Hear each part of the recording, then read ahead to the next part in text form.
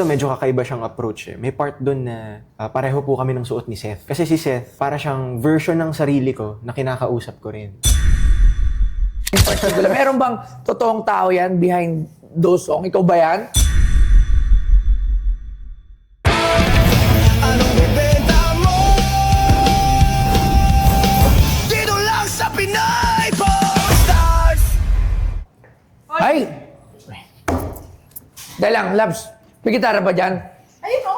Idol ko yan, Labs. O, ano ka nanta yan? Muli, O, sige, kantay mo. ang MB nun si Seth.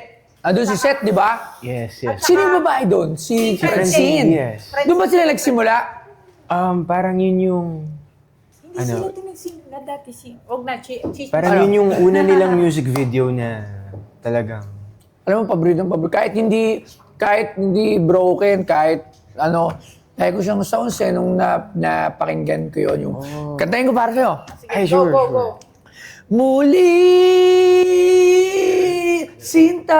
Hindi yun, Ha? hindi yun. Hindi ba yun? Ha, hindi pala yun. Wala eh. Hindi, ano, paano nga pala ulit yun?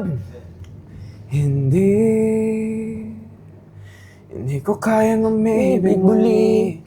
Habang buhay na lang kitang hintay. Pakalamig naman, kinikilabutan ako. Di, idol talaga, pre. Seryoso yun. Nice meeting you. Hello. Sobra yung kanta mo, madaming na-move. No? Yung yeah. Ngayon, anong mga palabas mo? May mga bago kang ilalabas? Ano bang? Yeah, actually, sakto sa naging comment niyo earlier na parang ang dami na move na kahit di malungkot, ganun. So, Oo, yun nga yun eh. Hindi naman ako, yeah. So, wala naman lately- ako emotero, pero talagang lagi ko sinasound, parang, nakaka-relate ako kahit hindi naman relatable para sa pangyayari sa akin. Kasi parang 3 years ago ata to, parang mga ganun yun eh. No? 2022. O, di ba? Tama ako. O, tama. Talagang kahit hindi naman broken, kahit wala, or wala ka namang hinahantay. Pero ang sarap niya ang sound trip eh. Pucho sa Thank sakyan. you. Talagang... Kahit paulit-ulit, hindi mo pa rin nakabisado. Okay. Oh, hindi talaga ako. Ganun talaga eh. Wala talaga tayo. So, ngayon may bago kang ginagawa. So, sakto. Di ba nga yung mga tao parang pag naririnig nila yung kanta ko na yun, nalulungkot sila, ganyan, nasasad sila, sad boy, ganun. So, yung kanta ko kasi na yun, naka-color coded. Yung mga, di ba yung mga kanta may mga pictures sila, mga Yes, cover yes. artworks. So, naka-color coded siya na red. So, yung mga red, ayun, yung parang core theme niya, parang masakit. Sakit, pag red. Oh. And then yung bago kong ginagawa ngayon, kulay blue naman siya. So, ano naman yan? Masaya na. Oh, may mga love song na, may mga dance song na. Wow, Ayan na siya. ayan. Si Ace Bansuelo. Ano Bansuela? Yes, Banzuelo. Bansuelo. So, what bring you here, idol? Uy, So, Fender na gitara po. Brand pa lang, mahal na.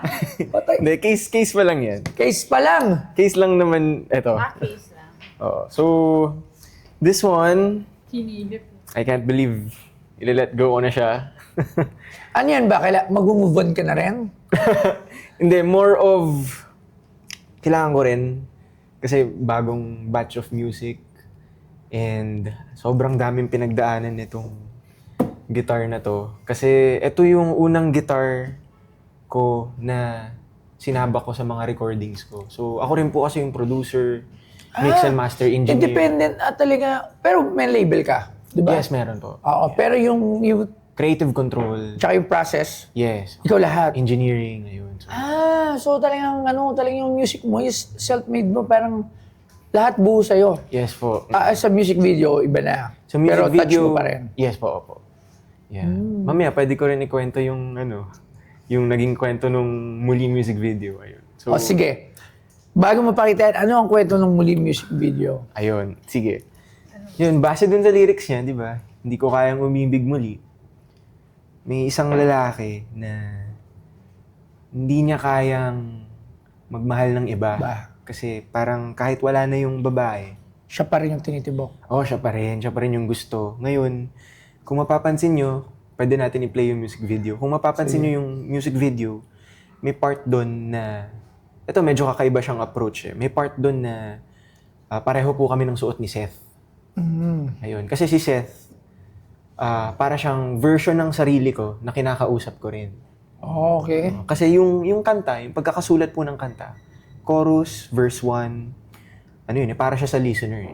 And then yung verse 2, para siya sa sarili. Sarili. So, parang parang- pinano niya na yung sarili. Oo, kinakausap yung sarili, sinusumbat sa sarili. Kung kinaya mo yung mga, ano na yun, mga pagsubok na yun Yung sa mga buhay, hardships. mga hardships na yun, bakit hindi mo kayang makamove on ngayon? Dito naman sa babae Oo, ko. sa babae na to. So, ayun siya, kaya meron siyang angulo na ganun sa verse 2, tapos balik sa chorus na hindi niya pa rin kaya umibig muli. Yun Kumbaga, siya. ngayon ba, umibig na ba yan? Yang simuli? Umibig na ba siya o siya pa rin ang iniibig hanggang ngayon? Sino ba yan in particular? Meron bang totoong tao yan behind those songs? Ikaw ba yan? Meron ka talagang pag-ibig na talagang hinahantay mo pa rin hanggang ngayon na parang sana dumating yung time na talagang ikaw ba yan o hindi naman? Halo siya. Halo. So, parang kalahati nung experience. And then yung isa, galing sa inspired siya from a Ghibli movie. Studio Ghibli, so parang anime film siya. The Wind Rises yung pangalan niya. Oh, Actually, yeah. meron akong explanation video for it. Alright, so ikaw, Labs, alam mo yung kanta niya? Oo, parang naging yun eh. Ano? National anthem. Kinanta mo sa akin yan eh. Yan. Ay, wow. Yung muli. Kinantay mo yung hanggang mahalin kita. Wow! Okay, so tingnan na natin. Kaya. Itong gitara na to ay So, itong guitar na to, ito yung first Stratocaster ko na ginamit ko sa mga recordings, saka sa mga una kong Tajima. mall shows. So, Gold. siya, customized according to how I wanted it. So, Wow, ang ganda ha. Ang ganda ng color po. Gold po. ayun. So, ito po yung first Stratocaster electric guitar na ginamit ko sa mga recordings. And sa totoo lang, sobrang dami niya ng pinagdaanan.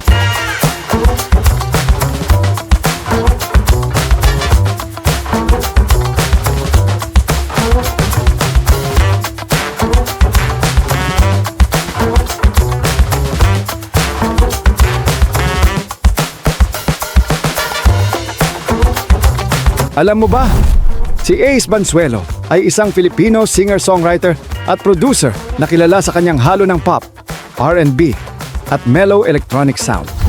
Ipinanganak noong 2000. Maaga siyang nahilig sa musika at nagsimulang magsulat at mag-produce ng sariling kanta bilang independent artist. Sumikat siya dahil sa mga kantang may emotional at introspective na tema tungkol sa pag-ibig, self-doubt at personal growth. Isa sa mga pinakatanyag niyang awitin ay Muli, na naging viral at nagpakita ng kanyang kakayahan sa pagsusulat ng relatable lyrics at modern na tunog. Nakapag-perform na siya sa iba't ibang live events at patuloy na lumalawak ang fanbase niya sa Pilipinas. Mahalaga sa brand ni Ace ang authenticity. Madalas personal at totoo ang mensahe ng kanyang musika. Sa murang edad, itinuturing siyang isa sa mga promising artists ng bagong henerasyon ng OPM na patuloy na nag-e-evolve ang style at artistry. At ang binibenta sa Pinoy Pawn Stars ay ang unang gitara ni Ace Banzuelo.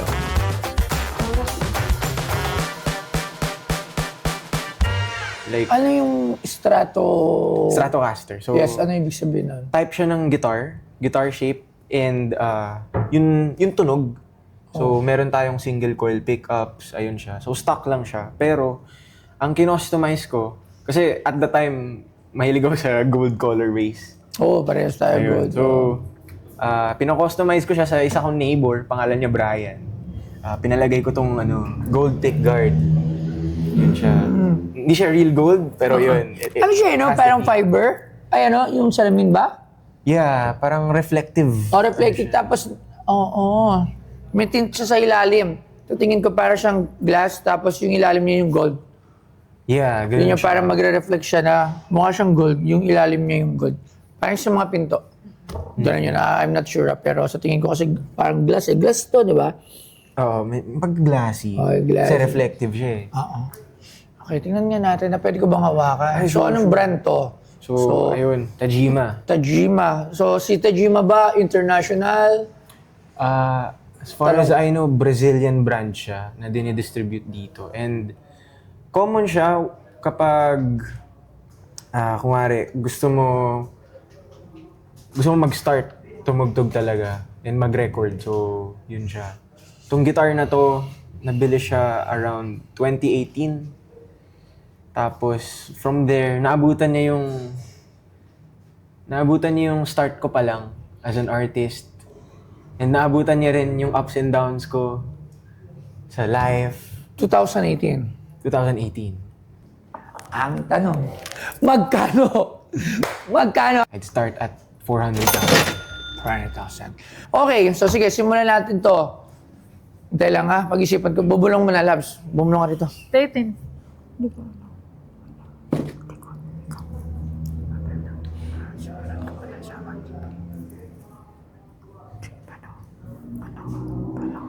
Ano? 150,000? 150,000? 150. 200. Dami ko ng gitara, no? Kasi- Ganda. First talaga to na nasa recordings. And, ayun. Yung makikita niyo sa Spotify, hindi lang muli eh. Hindi lang muli yung... Ano pa yung mga record nito. hits nito? Ni Ace. Meron pa isang kanta to na gusto ko, Meron Rudy. ba? Ano ba isang kanta like... Sige, bigyan. Meron ba? Meron ba? Meron bang pipili sa'kin? Meron ba? Meron ba? Oh. Ba't pag kumakanta, kinikilabutan ako? Oo. Sa dami nung nakinig sa'yo, sa dami nung nakarelate sa'yo, maybe one of them would, di ba, in the future, Yeah. pagka mayaman na sila, and nasa auction, malay mo, mapa-auction ko. 175! 180. 180 deal. 180. Maraming salamat. Hindi ko na papatagalin. Thank you very much. Pwede ba siya mag-sample? Hindi, pipirmahan to. Yes. You need to sign it. Tsaka sample. Ayaw nga. Meron, sure. may dala ka ba? Sige. O nga pala, nagsasample nga pala. Siyempre yung favorite ko, Muli, Sinta. Iba Okay. na naman yun. Bakit ba lagi kong kinakanta? Hindi naman yun na favorite ko. Ibang bara. Oo, iba yun. Oo. May mga song din. Maganda rin yung song yun na Himala.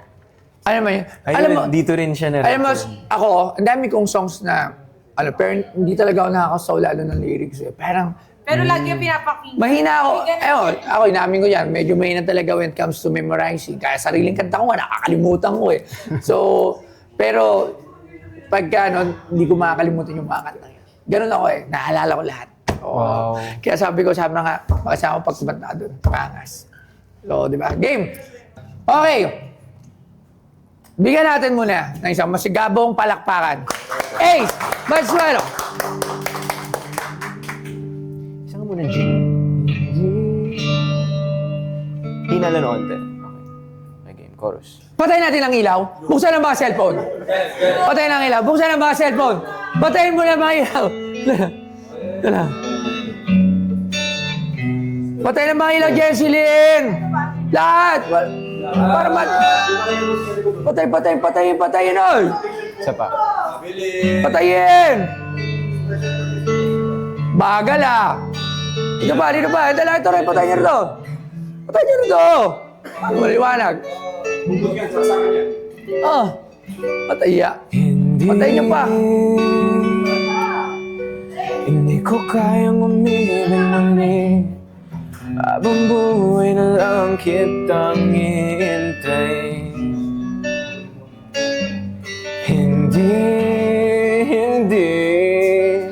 Hindi ko kayang umibig muli. Habang buhay na lang kitang hihintayin.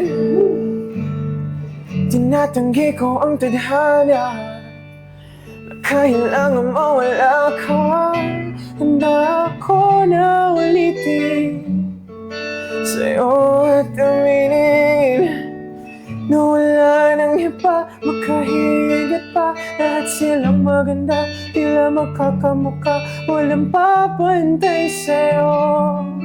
Tunay kagandahan mo, bakit iniwan mo ako? May mali ba sa sarili ko? Paano isipin? Di mo na ko kayang tanggapin. Hindi ko kayang umibig muli. habang buhay na lang kitang hihintay.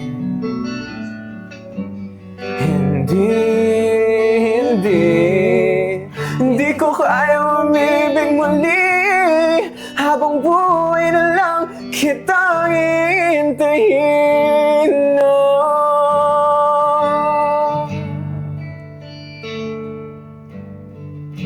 Galing. Yes!